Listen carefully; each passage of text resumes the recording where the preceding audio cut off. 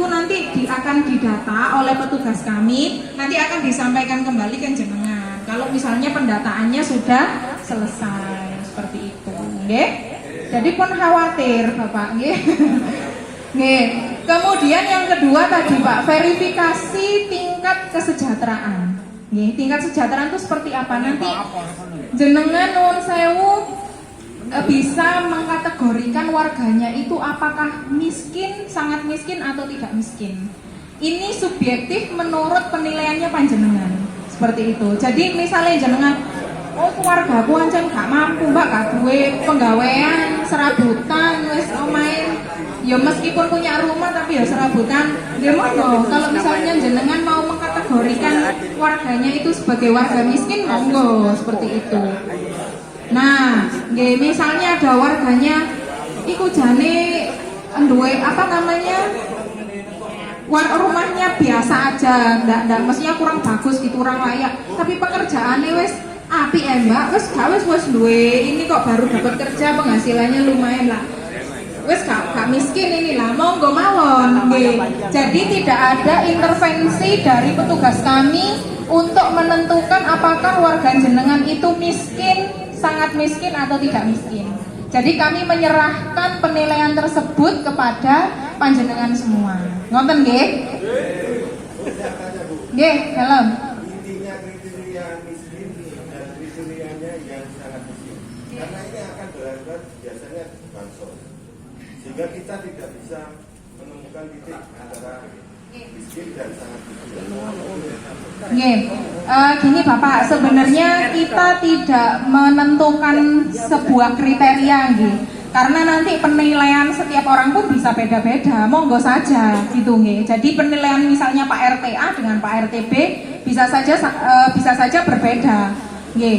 Jadi itu monggo saja subjektif, cuma ketika biasanya pendataan yang sudah pernah kami lakukan itu ada bisa menyebutkan beberapa ciri-ciri Bapak Ibu, maksudnya mungkin yang pekerjaannya tadi tingkat serabutan, misalnya penghasilannya di bawah rata-rata, ngoten nggih, tidak bisa nggih, monggo tidak bisa memenuhi kebutuhan sehari-hari. Kemudian anaknya banyak, misalnya pekerjaannya ya itu saja sehingga tidak bisa membiayai sekolah dan sebagainya.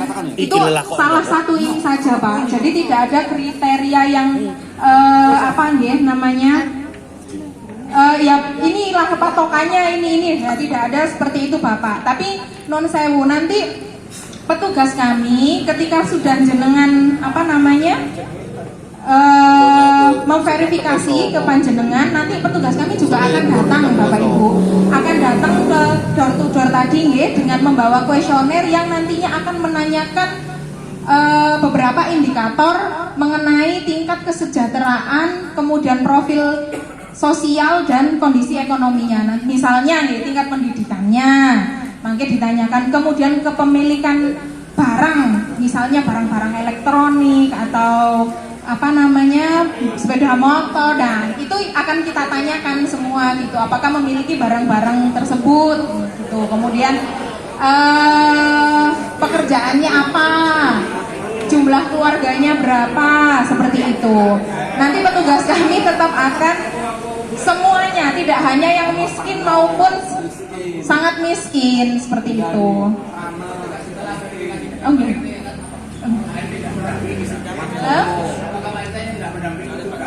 Oh nggih. Nggih. Nggih. Nggih. Monggo kerso. Kalau misalnya jenengan bersedia dan merasa ini nggih, maksud saya ketika Pak RT itu kan biasanya garda terdepan untuk warga-warganya nggih. Nah, ini wargaku ini nek misalnya khawatir nggih petugas kami melakukan hal yang di luar prosedur, nggih monggo mawon diterangkan, malah lebih bagus Pak. Jadi bisa membantu petugas kami juga, nggih seperti itu. Karena memasukkan data nanti. Nggih. Gue mau nambahkan. Oh nggih. Nggih, non sewu.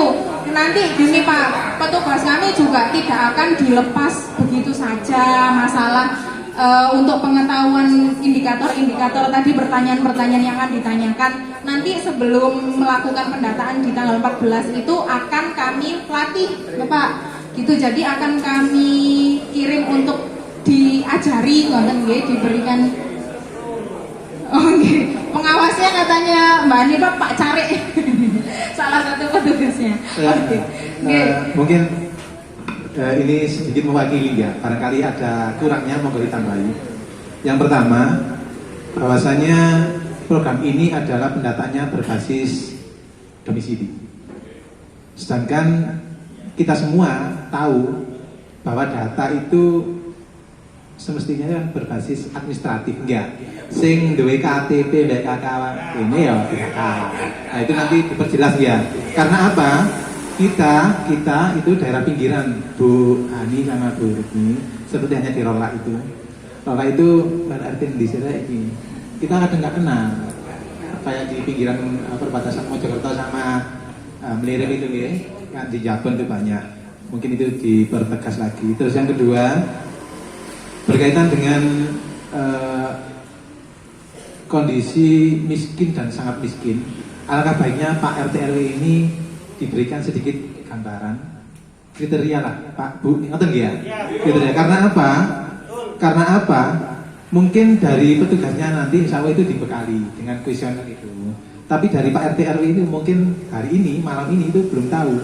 Karena apa? Contoh, kebetulan kita ini Sidoarjo wilayah barat, Tarik pun wilayah barat, Melirik Rowo, Kramat, Sebani, Kedung Bojok sama Gamping Rowo itu kira-kira nggih saiki niku dampak ciwi pensiunan niku kuat.